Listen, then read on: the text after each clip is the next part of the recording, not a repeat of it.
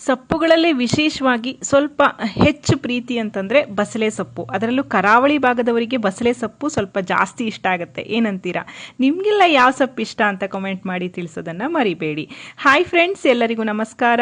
Welcome to ಸಂತೃಪ್ತಿ kitchen. ಮಧ್ಯಾಹ್ನದ ಊಟಕ್ಕೆ ರುಚಿಯಾಗಿರುವಂತಹ ಬಸಳೆ ಸೊಪ್ಪಿನ ಪಳದ್ಯ ಮಾಡೋಣ. ಅದನ್ನು ಮಾಡೋದಕ್ಕೆ ನಾನು 1 ಚಮಚದಷ್ಟು ತೊಗರಿಬೇಳೆ, 1 ಚಮಚದಷ್ಟು ಕಡಲೆಬೇಳೆ, 2 ಚಮಚದಷ್ಟು ಕೊತ್ತಂಬರಿ ಬೀಜವನ್ನು ಹಾಕಿ ನೀರನ್ನು ಹಾಕಿ ಒಂದು 15 ನಿಮಿಷ ನೆನೆಸಿಟ್ಕೋತೀನಿ. ಇದು ಸ್ವಲ್ಪ ನೆನೀಲಿ, ಒಂದು 15 ಮಿನಿಟ್ಸ್ ನೆನೆದ್ರೆ ಸಾಕು. ಇಲ್ಲಿ ನೋಡಿ, ನಾನು ಬಸಳೆ ಸೊಪ್ಪನ್ನು ಚೆನ್ನಾಗಿ ತೊಳೆದು ಸಣ್ಣದಾಗಿ ಹೆಚ್ಚಿಟ್ಕೊಂಡಿದ್ದೀನಿ. ಎಳೆಯದಾಗಿದೆ ದಂಟು, ಹಾಗಾಗಿ ದಂಟನ್ನು ಸಹ ಹೆಚ್ಚಿಟ್ಕೊಂಡಿದ್ದೀನಿ. ದಂಟು ಬಲತಿದ್ರೆ ಯೂಸ್ ಮಾಡೋದು ಬೇಡ, ಎಳೆಯದಾಗಿದ್ರೆ ನೀವು ಇದನ್ನು ಯೂಸ್ ಮಾಡ್ಬೋದು, ತುಂಬ ಚೆನ್ನಾಗಿರುತ್ತೆ. ಇದನ್ನು ಒಂದು ದಪ್ಪ ತಳದ ಬಾಣಲೆಗೆ ಹಾಕಿ ದಂಟು ಮತ್ತು ಸೊಪ್ಪನ್ನು ಹಾಕಿ ಬೇಯಿಸ್ಕೋತೀನಿ. ಕುಕ್ಕರ್ನಲ್ಲೆಲ್ಲ ಕೂಗಿಸ್ಬೇಕಂತ ಏನಿಲ್ಲ. ಬಸಳೆ ಸೊಪ್ಪು ತುಂಬ ಸೂಕ್ಷ್ಮ, ಬೇಗನೆ ಬೇಯುತ್ತೆ. ಅವಶ್ಯಕತೆಗೆ ತಕ್ಕಷ್ಟು ನೀರನ್ನು ಹಾಕಿಬಿಟ್ಟು ಒಂದು ಅರ್ಧ ಚಮಚ ಅರಿಶಿಣವನ್ನು ಹಾಕಿ ನಾನು ಸೊಪ್ಪನ್ನು ಬೇಯಿಸ್ಕೋತೀನಿ. ಇಲ್ಲಿ ದಂಟು ಮತ್ತು ಸೊಪ್ಪು ಹದವಾಗಿ ಬೇಯಬೇಕು. ಅಷ್ಟರಲ್ಲಿ ನಾನೀಗ ಮಿಕ್ಸರ್ ಜಾರಿಗೆ ಒಂದು ಅರ್ಧ ಕಪ್ಪಿನಷ್ಟು ತೆಂಗಿನಕಾಯಿ ತುರಿಯನ್ನು ಹಾಕಿ ನಾವು ನೆನೆಸಿದಂತಹ ತೊಗರಿಬೇಳೆ, ಕಡಲೆಬೇಳೆ ಮತ್ತು ಕೊತ್ತಂಬರಿ ಬೀಜವನ್ನು ನೀರನ್ನೆಲ್ಲ ಬಸ್ಕೊಂಡು ಹಾಕ್ತಾ ಇದ್ದೇನೆ. ನಂತರ ಒಂದು 1/4 ಇಂಚಿನಷ್ಟು ಶುಂಠಿಯನ್ನು ಹೆಚ್ಚಿಟ್ಕೊಂಡಿದ್ದೆ, ಅದನ್ನು ಹಾಕ್ತಾ ಇದ್ದೇನೆ. ಖಾರಕ್ಕೆ ಒಂದು 3-4 ಹಸಿ ಮೆಣಸಿನಕಾಯಿ. ಇದು ಅಷ್ಟು ಖಾರ ಇಲ್ಲ, ಹಾಗಾಗಿ ನಾನು 4 ತೊಗೊಂಡಿದ್ದೀನಿ. ನಿಮ್ಮ ಖಾರದ ಅಪೇಕ್ಷೆ ಮೇರೆಗೆ ನೀವು ಇಲ್ಲಿ ಹೆಚ್ಚು ಕಡಿಮೆ ಮಾಡ್ಕೊಳ್ಬೋದು. ಮತ್ತು 1 ಚಮಚದಷ್ಟು ಜೀರಿಗೆಯನ್ನು ಹಾಕ್ತಾ ಇದ್ದೇನೆ. ಸ್ವಲ್ಪ ಡಿಫ್ರೆಂಟ್ ಆಗಿದೆ, ಮಾಮೂಲಿ ಮಜ್ಜಿಗೆ ಹುಳಿ ಥರ ಅಲ್ಲ. ಇದು ನನ್ನ ಅಮ್ಮನ ರೆಸಿಪಿ, ತುಂಬಾ ಚೆನ್ನಾಗಿರುತ್ತೆ ಫ್ರೆಂಡ್ಸ್. ಇದು ಸ್ವಲ್ಪ ನೀರನ್ನು ಹಾಕಿಬಿಟ್ಟು ನುಣ್ಣಗೆ ಇದನ್ನು ಅರ್ಕೊಂಡು ಬರೋಣ.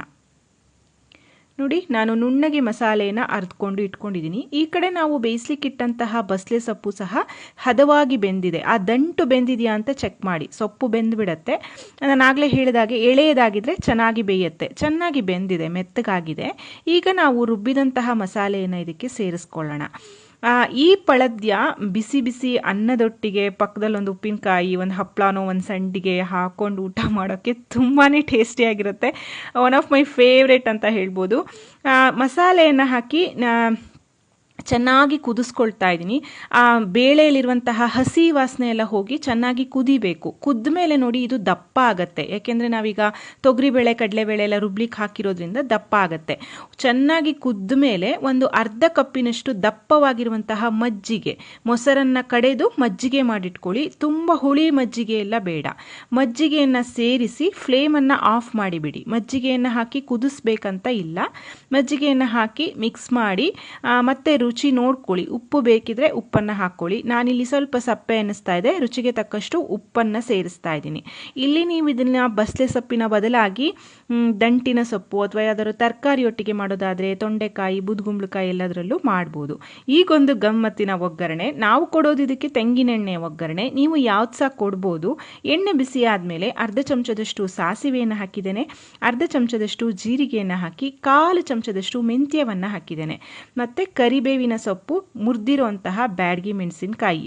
ಇಲ್ಲಿ ನಾವು ಇದಕ್ಕೆ ಇಂಗನ್ನು ಯೂಸ್ ಮಾಡೋದಿಲ್ಲ. ಮೆಂತ್ಯ ಮತ್ತು ಕರಿಬೇವಿನ ಪರಿಮಳವೇ ಇಲ್ಲಿ ಸ್ಟ್ರಾಂಗ್ ಆಗಿ ಇರುತ್ತೆ. ಹಾಗಾಗಿ ಒಗ್ಗರಣೆ ಚೆನ್ನಾಗಿ ಬಾಡಿದ ನಂತರ ನಾವು ಮಾಡ್ಕೊಂಡಿರುವಂತಹ ಪಳದ್ಯಕ್ಕೆ ಕೊಟ್ಟರೆ ರುಚಿಯಾಗಿರುವಂತಹ ಬಸಳೆ ಸೊಪ್ಪಿನ ಪಳದ್ಯ ಅಥವಾ ಬಸಳೆ ಸೊಪ್ಪಿನ ಮಜ್ಜಿಗೆ ಹುಳಿ ತಯಾರಾಯಿತು. ಖಂಡಿತ ರೆಸಿಪಿ ಟ್ರೈ ಮಾಡಿ. ಮಾಡಿಲ್ಲದೆ ಇರೋರು ಹೇಗಾಯ್ತಂತ ನನಗೆ ತಿಳಿಸೋದನ್ನು ಮರಿಬೇಡಿ. ನಾನು ಆಗಲೇ ಹೇಳಿದಾಗೆ ಬಿಸಿ ಬಿಸಿ ಅನ್ನ, ಪಕ್ಕದಲ್ಲಿ ಹಪ್ಪಳ, ಸಂಡಿಗೆ ಇಲ್ಲ ಮಜ್ಜಿಗೆ ಮೆಣಸು ಹಾಕ್ಕೊಂಡು ಊಟ ಮಾಡೋಕ್ಕೆ ತುಂಬ ರುಚಿಯಾಗಿರುತ್ತೆ. ನೋಡಿದ್ರಲ್ಲ ಫ್ರೆಂಡ್ಸ್, ಮಾಡೋದು ಈಸಿ ಇದೆ. ರೆಸಿಪಿ ಟ್ರೈ ಮಾಡಿ, ಹೇಗಾಯ್ತಂತ ತಿಳಿಸಿ. ಅದಕ್ಕೂ ಮುಂಚೆ ವಿಡಿಯೋವನ್ನು ಲೈಕ್ ಮಾಡಿ, ಶೇರ್ ಮಾಡಿ, ಕಮೆಂಟ್ ಮಾಡಿ. ಮತ್ತೊಂದು ಅಡಿಗೆಯೊಂದಿಗೆ ಮತ್ತೆ ಬರ್ತೇನೆ. ಅಲ್ಲಿವರೆಗೂ ಧನ್ಯವಾದಗಳು. Thank you for watching. Thank you.